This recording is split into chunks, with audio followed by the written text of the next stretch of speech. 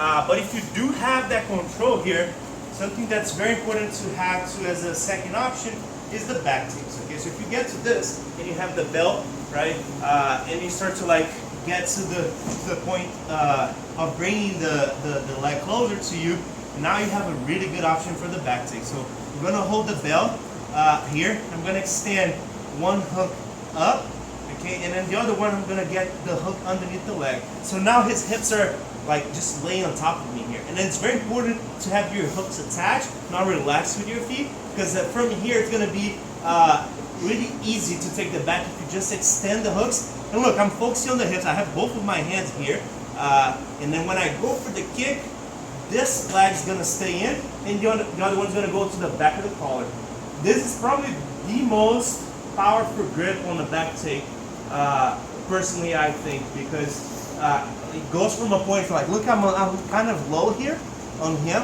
So if I got control of this and the belt and the hooks, now I literally can put him anywhere and place him anywhere on the back take. So I can basically start kicking the hooks and I put his head wherever I want with this control. And then if it starts to go away, the hooks are not going to stop that, and this will. So if he goes try to roll, I try to roll the other way, look, I'm going to follow him with that grip.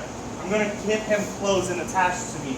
So not only from this position, okay, like any of the most advanced back takes, berimbolos, some of the modern stuff, this is really a go-to. So like not only for this position, keep that grip in mind, because it really makes a big difference when you're going against someone that's more skilled, and as soon as you guys gonna see like when you spar, like a lot of times you guys go for the back a lot, and the person defends, you end up turning that into a sweep, right? Has that ever happened to you?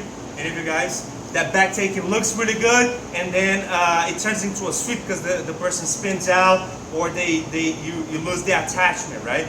So this is a lot of times the adjustment you need is that back of the collar. Okay, so that hand's really, really powerful. So when you kick, right, they're going from here, hooking, getting this. Now I'm gonna pull the tablet close to me, and I want his play on top. That's why I'm hooking it, because I can kind of manage when I push, when I pull, and then when I pull, now I'm gonna start like focusing first on at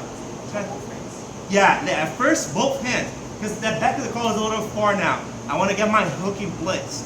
Okay, but I'm almost like bench pressing this, so now I can extend the other one and put this hook underneath. Now I'm set. Okay, and then once I get to this, I almost like feel more confident here than with both of my hooks in. Like I'm very confident I'm gonna get to the back because of those grips. Okay, I can start kicking not both feet. Okay, guys, just the one right here on my right side. So if I have my left hand on the collar, right hook kicks a little more, and I place him, it's just a little maneuver with the collar so I can get his head underneath my head, and then here I can start focusing on hooks and taking the back, okay? So, again,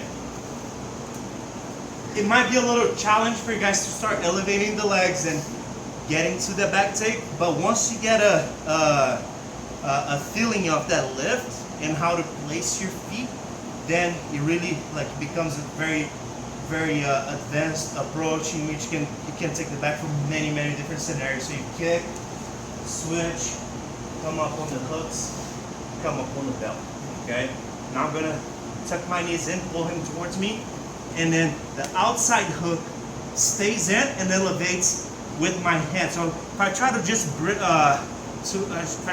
bench press the hips, it might be a little hard.